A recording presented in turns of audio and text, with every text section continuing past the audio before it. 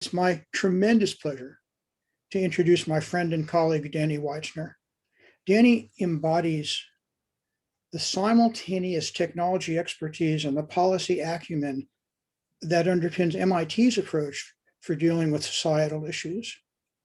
Danny's experience and influence in information technology go back 30 years. He was one of the first employees of the Electronic Frontier Foundation, and he served as its deputy policy director. He's co-founder of the Center for Democracy and Technology and served as its deputy director. He joined MIT in 1998 and joined the World Wide Web Consortium as the domain leader for technology and society. When the Obama administration came in, Danny joined the Department of Commerce as the associate administrator of the NTIA, the National Telecommunications and Information Administration. And he moved to the White House in 2011 as deputy CTO of the United States in charge of internet policy.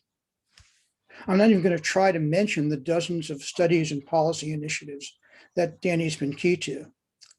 Today at MIT, Danny's director of the Internet Policy Research Initiative, which he was the key to starting along with the MIT's top administration and the Hewlett Foundation.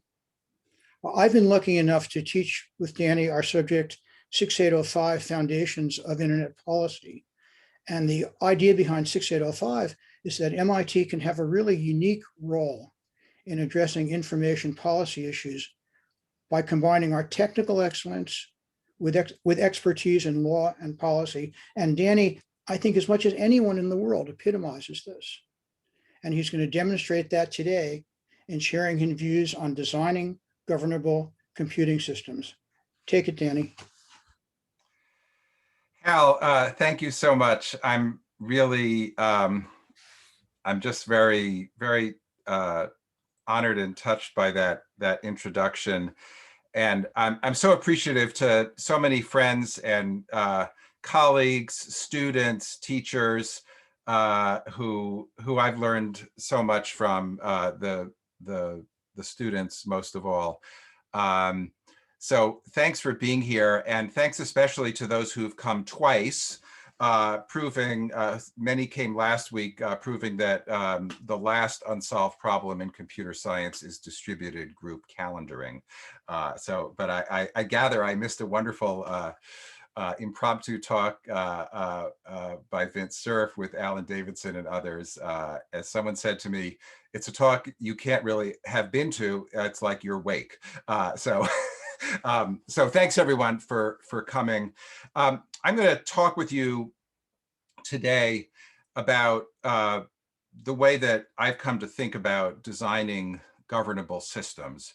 And I want to start just by laying out why I think we have the governance problem in information technology that we have. Many of you are here, many of you have made careers in one way or the other out of looking at this question, because many of you have actually built the underlying systems and then realized that we still have these unsolved problems. I think we're all very well aware that there is really growing distrust and growing public concern in the digital infrastructures that we all depend on more and more. We have these increasingly acrimonious policy debates that seem to have a hard time finding stability. It's not surprising that it takes a while to get the regulatory framework right for this complicated environment that we continue to build. But it does seem that it's incumbent on us to try to find ways to make more sustainable progress. And my hypothesis is that some part of why these systems seem so ungovernable to society is that there's a disrupted link between the democratically enacted laws and norms that we have in society and the behavior of these systems and the management of these systems that we've come to depend on so much. At the same time, I think it really is the case that we do have other very large infrastructures that we depend on in society, And we have learned how to manage and govern them, not always perfectly and not without any risk at all, but we've learned to reach a point of stability. So in this talk, what I'm going to do is look at this question of what has helped us to govern very large systems. I'm going to talk about two research results that we have, one on improving cybersecurity risk measurement, and a second on improving privacy properties of database systems. And what I hope this will lead us to is a view about, sorry, I have to move things in my screen. I hope what this will lead us to is a view about how computer science can contribute more to making these kinds of systems governable. And I want to leave you ultimately with two key ideas, borrowed very much from long-standing approaches to computation. I want to explore an idea that I'm going to call technical completeness, which I'll suggest is a property of law or regulation, which shows that policy rules are logically complete with respect to the behavior of a given computing system. That is, that the rules we have address the harms that may arise in a given system. And a second idea, an idea of policy soundness, which also is drawn from the theory of computation. This is a property of computing systems that show that they are logically sound with respect to a given rule set. And I think if we can get both of these ideas right, we can make a lot of progress in the area of governance. So I want to start with the question of cybersecurity.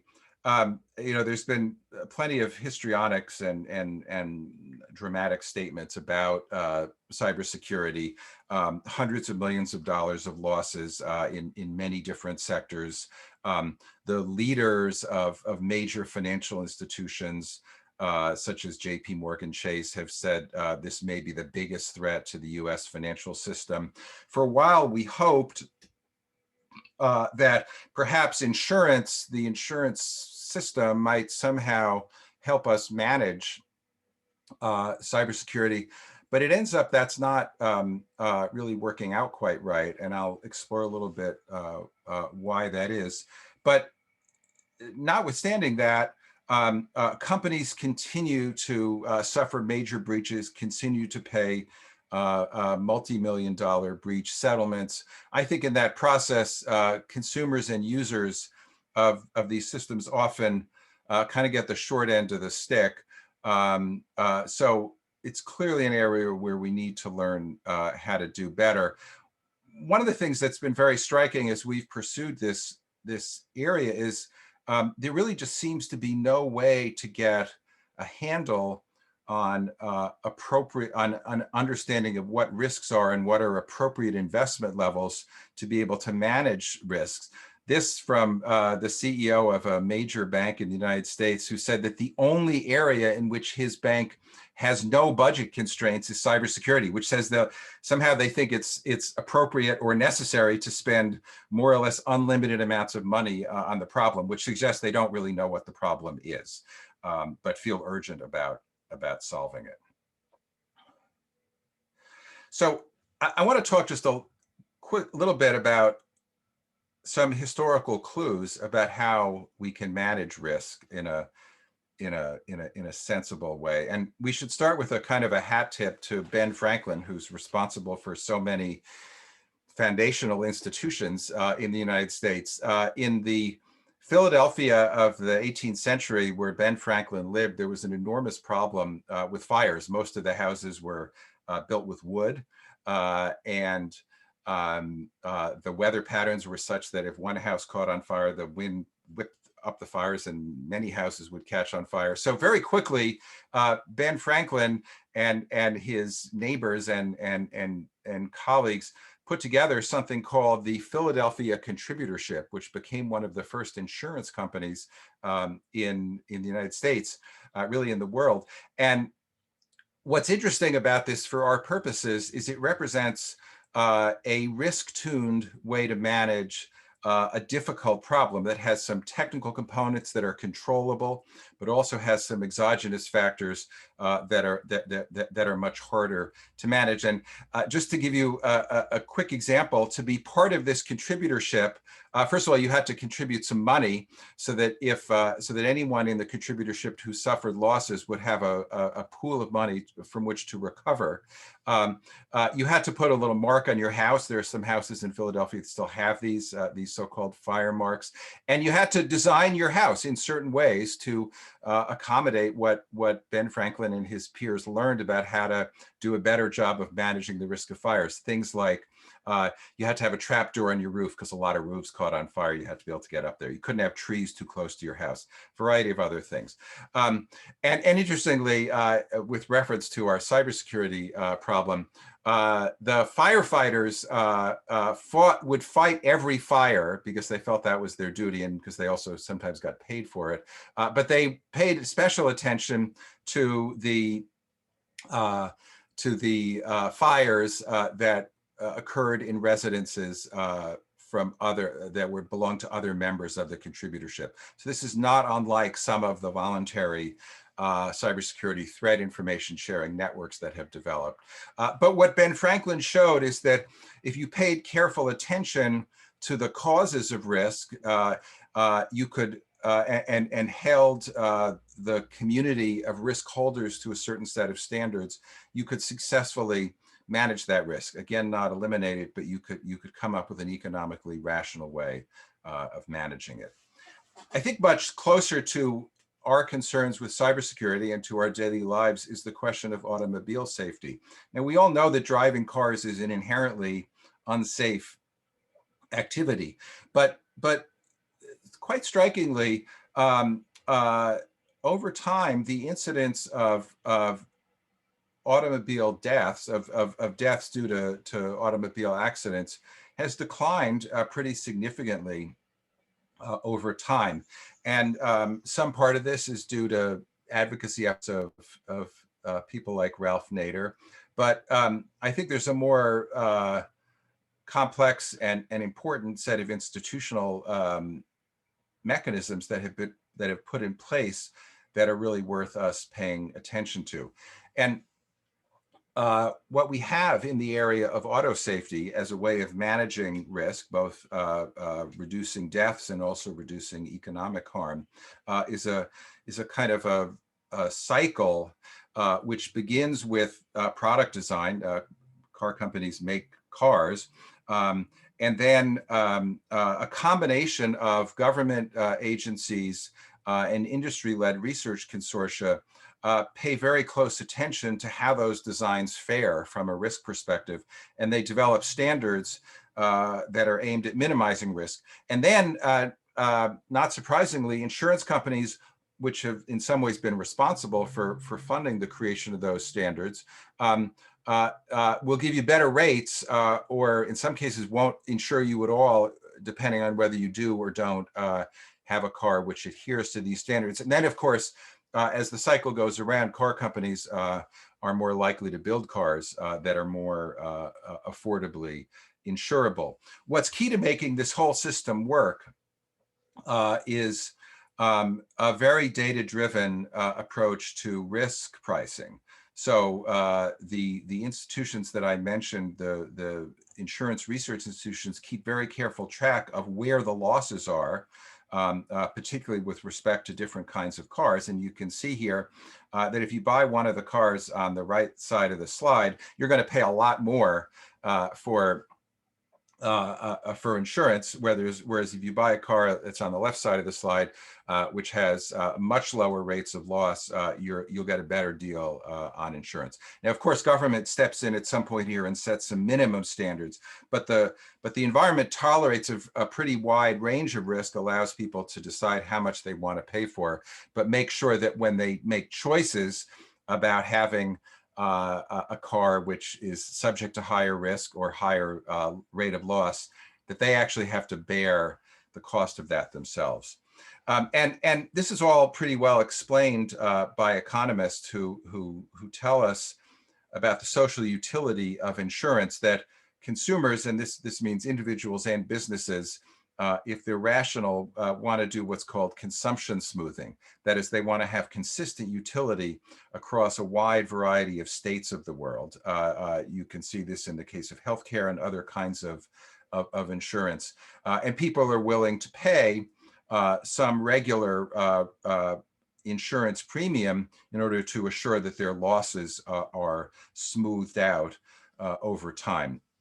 And this is what's called an actuarially fair premium. If you can get to an actuarially fair premium, economists tell us that is the most efficient market outcome.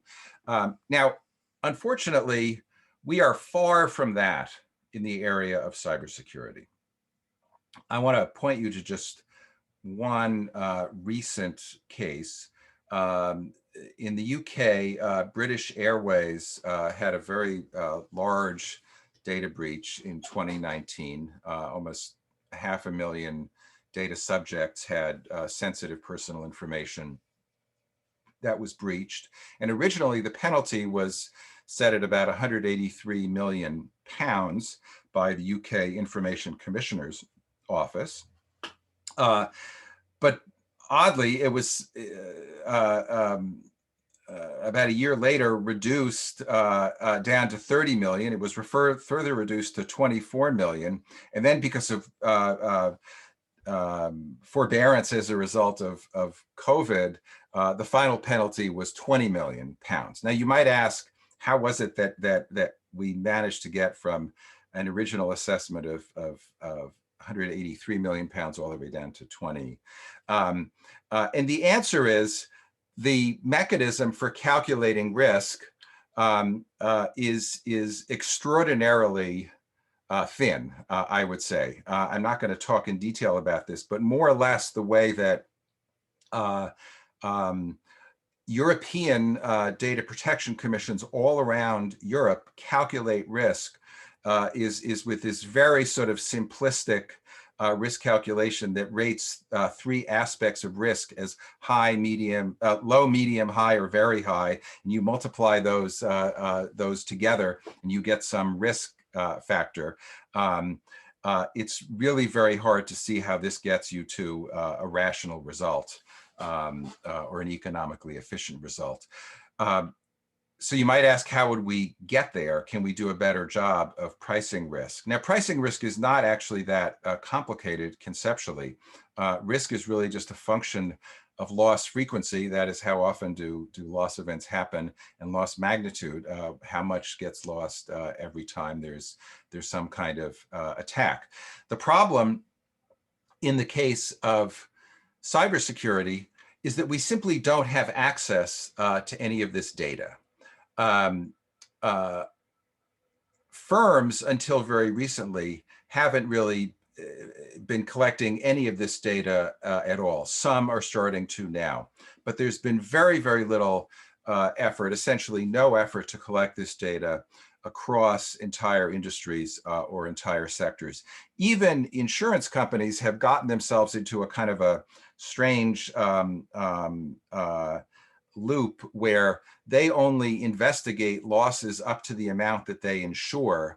And once they can account for losses that they're willing to pay for, they stop investigating. So we really are in an environment, unlike the example of the automobile insurance, where we have very little information with which to price risk.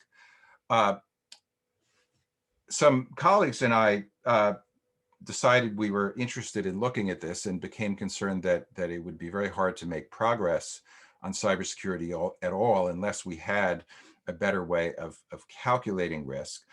So this is joint work with students, Leo DeCastro, Francesca Susan, Nicholas Zhang, and oh wow, someone's left off this author list. That's not right. And also with my colleague at Sloan, Andrew Lowe, from CSAIL, Vinod Vaikunathan, and Taylor Reynolds from IPRI, and Jeff Schiller, who's been an enormous help developing these systems. What we decided to do was to build a multi-party computation platform, recognizing that firms were reluctant to share information about loss and breach. And we asked a group of firms to be willing to collect data on every cybersecurity breach they suffered up to over a certain amount of money, over $5,000, and attribute the financial losses they suffered to specific cybersecurity control failures. Those of you who look at this field know that there's been a huge amount of effort that's gone into classifying and categorizing and taxonomizing cybersecurity defenses. So many firms are now able to report in great detail on all the different cybersecurity defenses they have deployed. However, it's these categorizations that have been developed, these inventories that have been developed, have never actually been subject to any kind of validation method. So we don't even really know, actually, if we're looking at the right categories of defenses. But nonetheless, we asked these firms to give us information about breaches they suffered, categorized against this established framework of 171 controls. Using this secure multi-party computation platform, we were able to get the firms to agree to share this data with us because they could share it, of course, in encrypted form. We could compute the risk pricing functions that we were interested in, and then share the data back with firms. And none of the firms would have to, of course, share any of their actual data with their competitors who were part of this calculation, or with us, of course. And we were able to get some initial results that are pretty interesting, that start to point us in the direction of doing a better job of risk pricing. So we were able to look at event frequency and found that losses that breach events occurred in really a small cluster of these many controls. We're able to look at losses by category, that is dollar losses by category, and again, find that these losses occur in only a small number of categories. So a lot of the activities that firms are engaging in may be of less value than some of these really high incidence and high cost loss categories. And again, as we look in more detail at these controls and subcontrols, we found that they're heavily skewed just in a small number of areas. We're able to look at some of the most problematic subcontrols. We think that the advantage of doing this is that, to begin with, firms will start to be able to make investment choices much more strategically.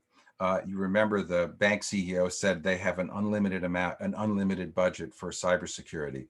Well, when we talk to chief information security officers, very often what they say to us is that they just don't have a principled way of deciding what money to spend, deciding how to justify their budget, or deciding how to prioritize different kinds of security investments.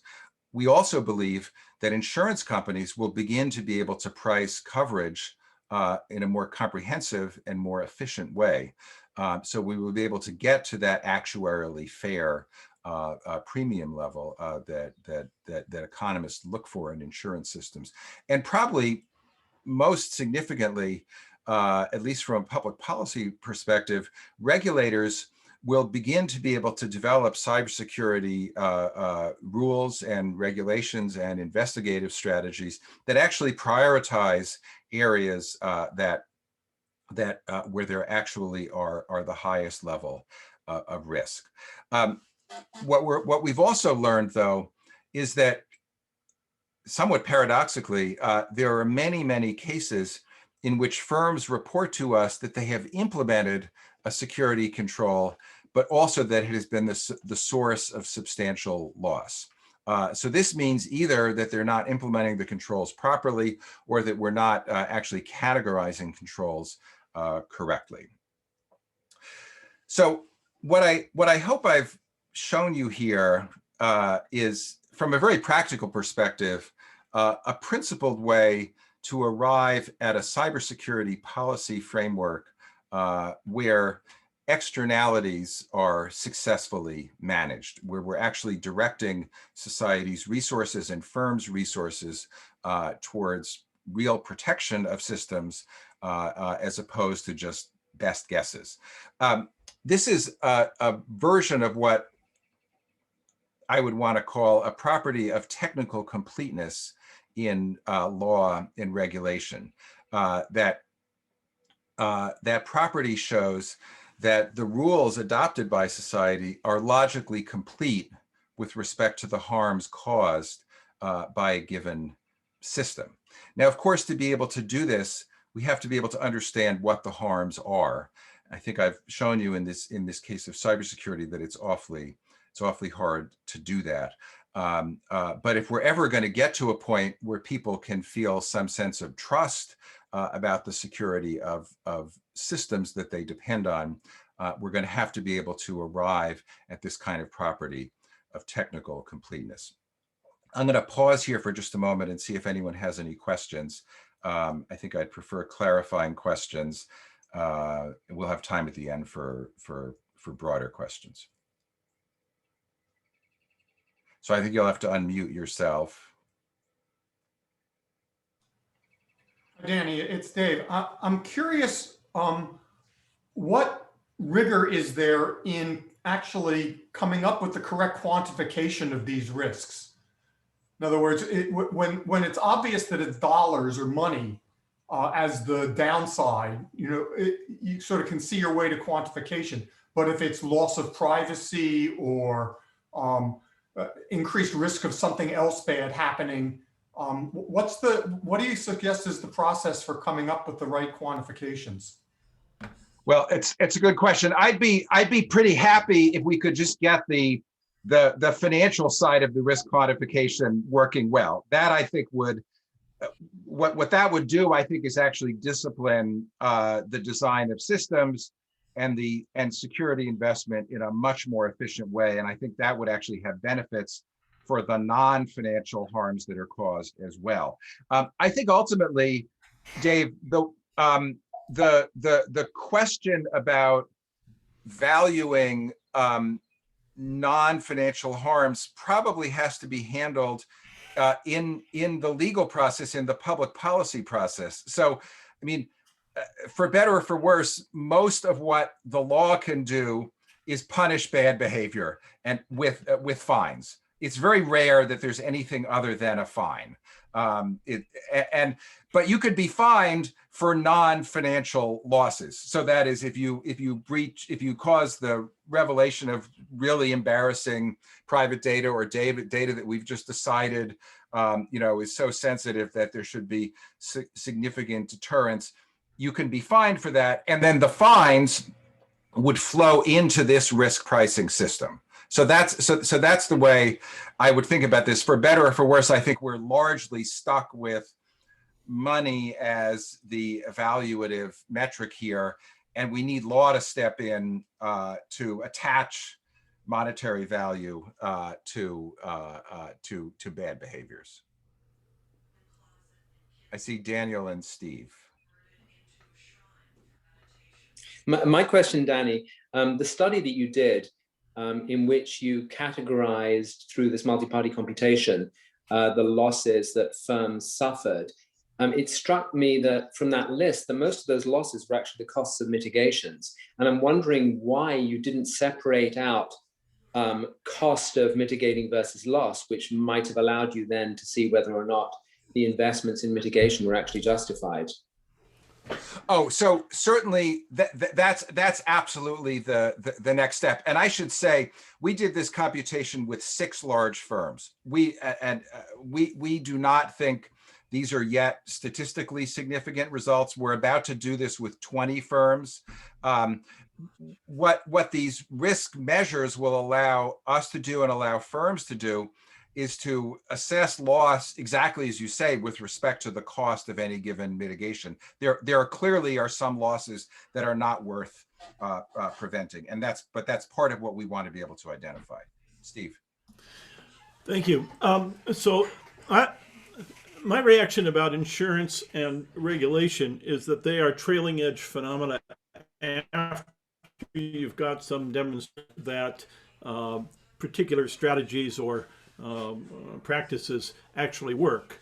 So in the fire area, if you use the right materials, then things don't burn down so much. If you have separation and so forth, all of that is experienced first before you can get everybody to accept the idea that you have to obey these regulations. Same thing with car safety, in my views. At least that's the mindset that I come at this. And in the cybersecurity area, it isn't yet clear to me that we have enough in the way of practices, even after all of these classifications, that you can draw a tight relationship and a convincing story that says if you do these things, you're protected, and if you don't do these things, you're at risk, and therefore, if you suffer a loss, or if we want to insure you, we're going to check these practices, and if you're not adhering to them, then that increases your cost, etc. How tightly how close do you think we are to that? And you actually made a comment in which you suggested that when you looked at the cause and effect relationships, it didn't hold up as much as it should have.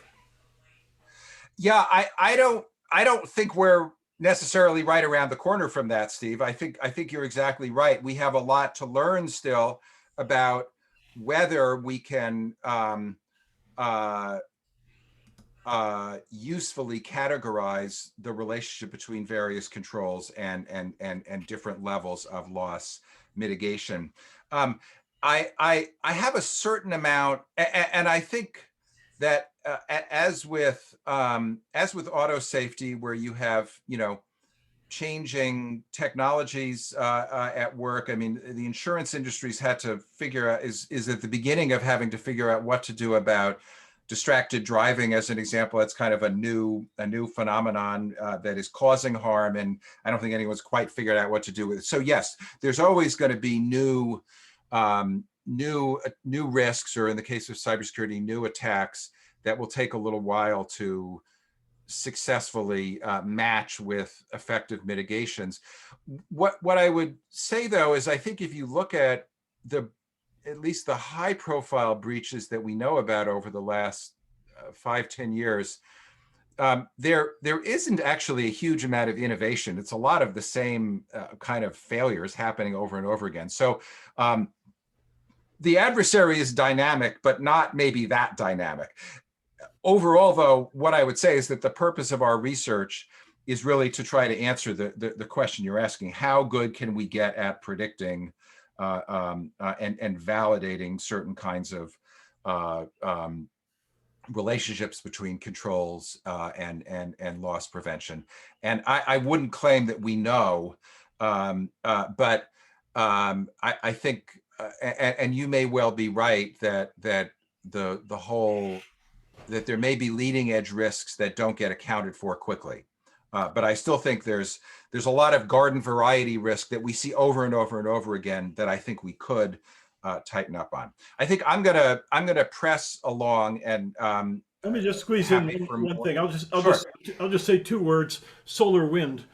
Plenty of data to get from there. Yes, absolutely. Yes, and we've actually been, yes, absolutely. All right, so I want to talk about privacy now from a somewhat different perspective. And what I, at a high level, want to convince you of to begin with is that in a very fundamental way, we do not have systems that allow us to manage data as currently required by modern privacy law. And I'll say what I mean by that. You're all familiar, no doubt, with with Europe's new general data protection regulation. It's really the state-of-the-art sort of high watermark of privacy law around the world. There are some US states that have adopted laws that are kind of subsets of it in one way or the other. But my submission is that the GDPR is more or less defines our requirements for privacy protections for probably the next 10 years. And there are 3 important senses in which we really don't have the right systems to comply with this set of laws. One is almost a kind of a meta principle, and that is that people from a sort of a caricature perspective may hear about the GDPR and said, oh, that means you need consent for everything. That's not really quite true, but the GDPR actually stands for a much more fundamental proposition, which is that under this law, personal data cannot be processed without some explicit legal protection. In the words of European data protection scholars, data has to be processed, quote, under control. That means you have to be able to know what is happening with every single piece of personal information every moment. And if you think at all about the database, the data management systems that we're all used to, that is plainly impossible today. And there are two examples of where that impossibility manifests itself. There are many different technical challenges in complying with GDPR. I'm going to talk about two, kind of point to one, additional one.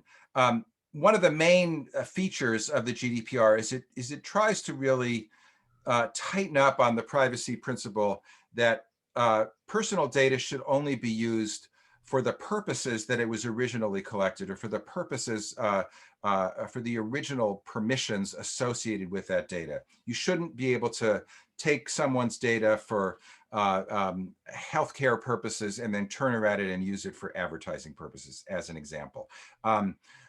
And I'm going to show you why we have a hard time doing that. Secondly, GDPR has enshrined a principle called the right to erasure, sometimes known as the right to be forgotten. It means you have to be able to thoroughly do a kind of a hard delete on personal data in systems. That is also, as a practical matter, impossible. And a kind of a side effect of these problems is that we have a very hard time actually producing accountability for any of the requirements of the GDPR. I want to give you just a quick example of how this data governance gap manifests itself today. We all love the fact that we have data infrastructure that allows us to do a better and better job of integrating lots of different sources of data. Here's an example that's based on kind of individual use of various kinds of consumer data. And what we'd really like to be able to do, obviously, is to be able to manage all that data according to a carefully defined set of purposes. There are some benefits to being able to integrate this kind of data together.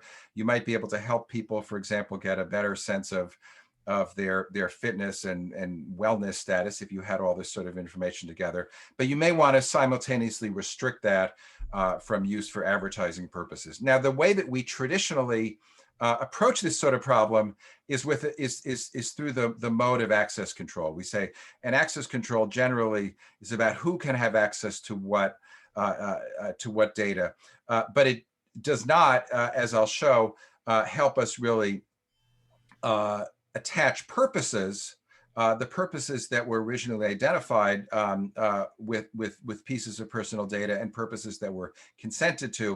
It doesn't allow us to manage the use and flow of data through a complex modern data infrastructure in a way that respects those purposes. So Mike Stonebreaker, Michael Brody, Tim Krashka, Sasha Severin Schreiber, and I got together and began to sketch out what would a purpose-aware database architecture look like.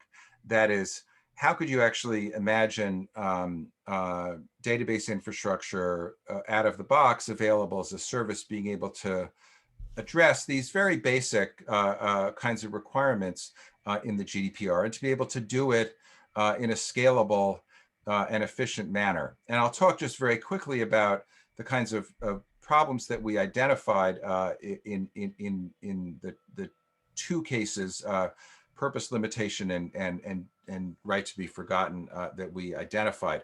Number one, to begin with, the relational database access control model, the SQL access control model, is simply not sufficient to control misuse of data against a given set of purposes.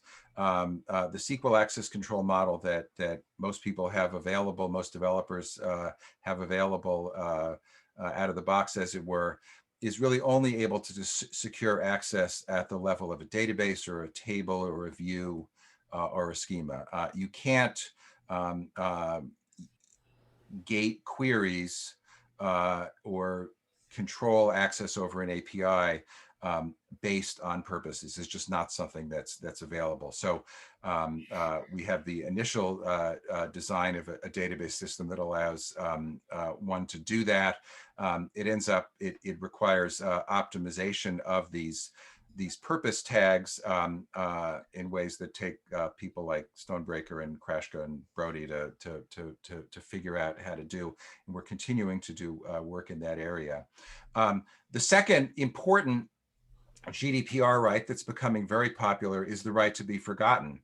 Well, again, if you know how databases are deployed in modern enterprises, you'll know that as a practical matter, it's very hard, next to impossible, to find all the instances of personal data in any enterprise. So when an enterprise gets a request from someone who is asserting their legal right to be forgotten, it's a very difficult manual process to go and find all the data. And the reason for this is because most enterprises allow their data to be copied over and over and over again, and without any provenance that links all those copies, all those instances of data.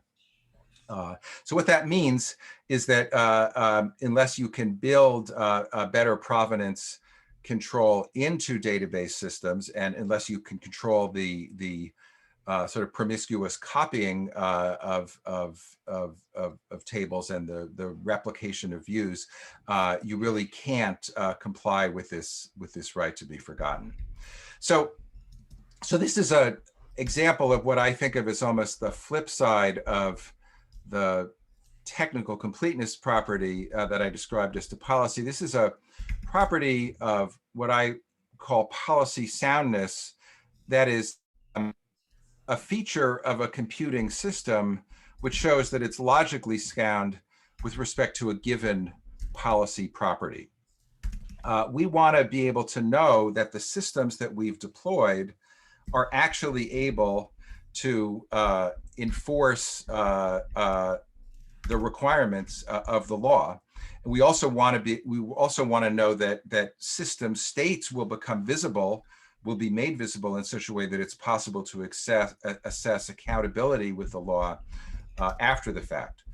I think that being able to do this, being able to build systems that have technical systems that have the property of policy soundness will first and foremost help well-meaning actors comply with the law. Malicious actors are hard to control and are more in the realm of cybersecurity attacks than privacy attacks in many ways. But we do want to enable well-meaning actors comply with the law, and we want systems to be able to be designed in such a way that we can have cross-boundary fidelity to these privacy rules. We seem to like building systems that are increasingly modular, that allow data to flow across boundaries. We get a lot of value out of that, but we kind of lose the ability to manage according to any policy properties today because of this lack of policy soundness across boundaries. I'll just throw in a kind of a quick note here that for all the people who talk about using public ledgers and blockchain and smart contracts to do a better job of policy enforcement, the underlying systems have to have this property of policy soundness before you can even think of doing any of that. I want to summarize now and then leave some time for questions. We started with the question, what can computer science do to help make systems more governable? And what I've suggested is that there are these two properties. There's a property of technical completeness, which applies to laws, and a property of policy soundness, which applies to systems. When we have technically complete laws, that is when we have laws that we've really verified, perhaps not logically proven, but at least statistically validated, can actually address harms that we're concerned about, then we can have some confidence that we've actually successfully managed the externalities that we have in society from operating these large systems. This isn't an effort, for example, in the case of cybersecurity, to eliminate the harms, but rather it's an effort to account for the harms and to make sure that the cost and responsibility for management is put in the appropriate place. But in order to do that, we have to do the kind of assessment that I illustrated in the Scram project, of knowing that our laws are technically complete, that our legal expectations are technically complete. The flip side, we want to be able to build policy sound systems, because we really want to make sure that people who are operating systems, particularly in the privacy example I gave, are operating systems in a way that are accountable to the policy rules that we care about. We want to be able to know that systems are actually able to enable individuals and organizations to comply with the laws that we've enacted. My suggestion to you is that we don't actually have either of these properties very well implemented, either in law or in technology. And that's why our systems feel so ungovernable, because we have no sense that when rules or expectations are set by society, that actually translate in a coherent way into the behavior of systems. And we also don't, I think, have any sense that we know what rules to make. We have lots and lots of cybersecurity rules today.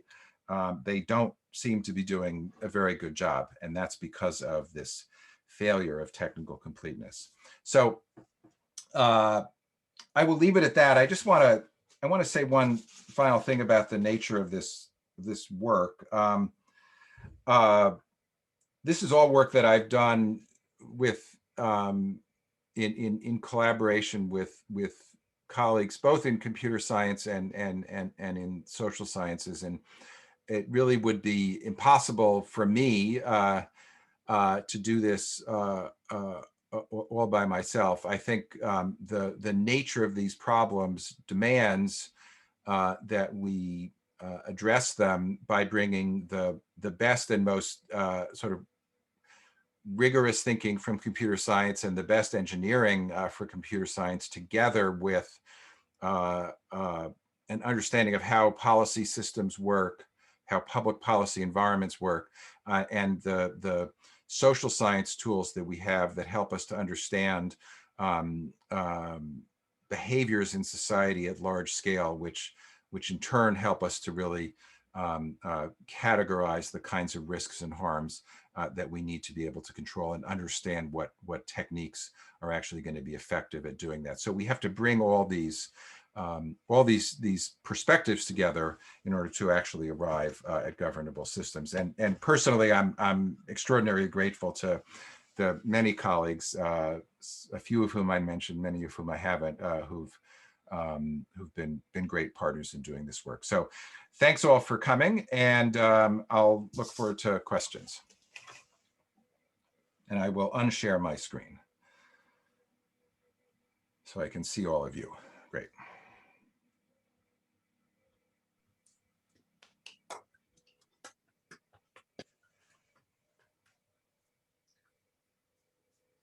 Danny, absolutely mind expanding. We have questions? We have time for a few questions.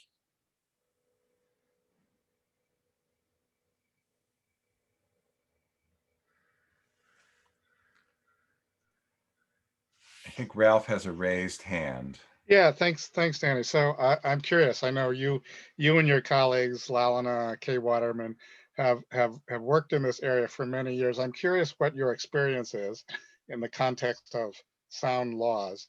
What's been your experience in encoding existing regulations in a technically sound policy language? Well, that's a good question. I think that certainly what we've learned is that legal rules are expressed at a very, very high level of generality, as you know, and they have to be, because they have to be flexible as to different conditions. Ralph, you know that Hal and I teach a course jointly with Georgetown Law School. And one of the things that makes makes our course 6 students, our ECS students, tear their hair out is that the law students keep using the word reasonable as a way of sort of cabining what any given rule, how to interpret any given rule. I think that this, not to be sort of evasive, but this has to be a co-design question. Aloni Cohen, one of our students one of Shafi's students at CSAIL, and Kobe Nissim, has this really nice recent paper on taking the GDPR definition of related to anonymity called signaling out. That is, that the GDPR says if you can't single out an individual as a result of the data you have related to them, then you don't have personal data about them. And so Aloni and Kobe have worked very hard on a formal definition of what that means in a way that you can detect that kind of property in a system. So I'm not sure that, so I think, in some cases, the kind of math that they bring can be a good way to write some of those rules. We're not going to have legislators writing rules like that, but I think we can work in that direction. Now they spend an awfully long time on a tiny little piece of the GDPR, so we probably need more scalable approaches. But I think sometimes one can approach this mathematically. I think other times, as I illustrated with the cybersecurity work, I think one can approach this statistically. We have a lot of rules, rules governing employment discrimination in the credit markets, et cetera, which are essentially defined statistically. And I think that's a sensible way to proceed here as well. But of course, we have to be able to get those statistical measures of the behaviors we're concerned about and measure them on an ongoing basis. So we need better measurement tools as well here.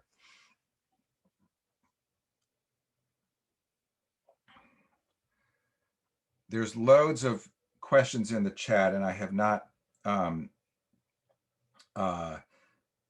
able to follow all of them. So if anyone wants to jump in and just pose one, please do.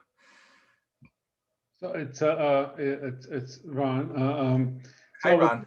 Hi. This is great talking. It was a mind-boggling topic. But I was wondering, I've been learning things as I go along. What did you think about the relationship between laws versus regulations in effective governance of issues like privacy or accountability and stuff like that? Because right. I mean, yes, it's a great question, and it kind of expands on where Ralph was going, or it's the other side of the complementary to what Ralph asked about.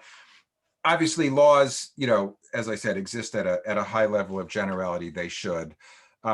Expert agencies often are charged with elaborating those general laws into more specific regulations, and there are certainly a number of regulatory agencies in the U.S. The EPA and some of the Department of Transportation agencies I mentioned that are good at dealing with scientific complexity. The FDA is another example, and have good processes of really engaging their relevant scientific communities in developing regulations, and then even developing recommendations and interpretations on top of those regulations.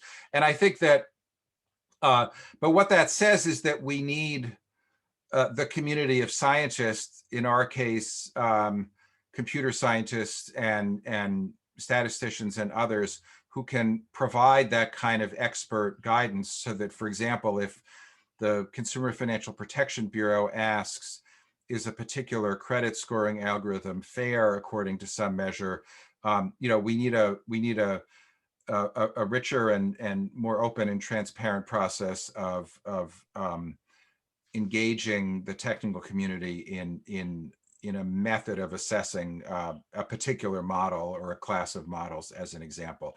You kind of see the failure of that, in my opinion, in face recognition, where there was just a lack of I think, appropriately scientifically informed assessment of the technology early on. And, NIST, I think, is now catching up, and no criticism of them. NIST is doing a good job in trying to now define quality standards, performance standards for things like face recognition.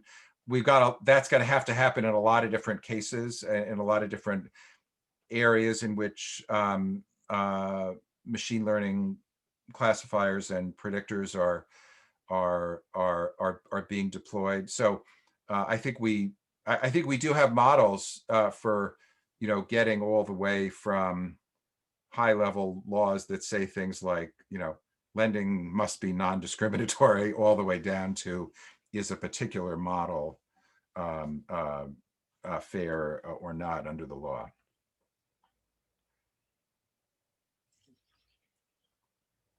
Let me maybe a last question from Alan Davidson in the chat, Danny. So Alan asks, do you anticipate a time when we might be able to assess the technical completeness of a bill? Like the way Congress scores the cost of a bill, we could score the completeness of a legislative proposal. And is that something that we'd actually want? I think, yes, I think it's a great idea.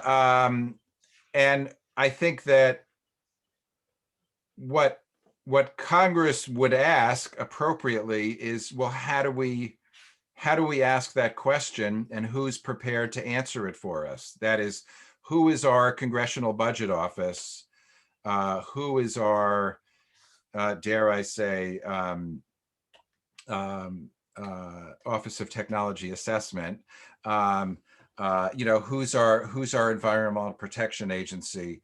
And really I think I'm suggesting here overall is that we have a lot of science and engineering to develop that needs to just be much more closely tuned to answering exactly that kind of question, Alan. And the answer is, it's us and our students who are going to answer those questions, but we need a kind of a rigorous enough framework for doing it, so that if when a legislative body asks for that assessment, we have a way of giving them a rigorous answer. But I think, and that's and I stress that I think there's a lot of I see graduate students all around the country, all around the world, who were working on pieces of this agenda. I think it's very exciting, and I think part of the reason I tried to suggest this kind of simple framework, which I shamelessly borrowed from the theoreticians, is because I think it's good to have a kind of intentional and organized way of approaching these questions, so that we all feel we're marching in a common direction and making progress. But yes, I think we can get there. Okay, Danny, with that, let me thank you. Let's everyone thank Danny. It's, shows that it's like you were looking at a promised land of barely the beginning of something that is immensely, immensely important, and that we all need to tackle. So Danny, thanks very much for opening our eyes, and everyone, thank you for coming. Thank you all. Wonderful to see all of you. Really appreciate it. Take care.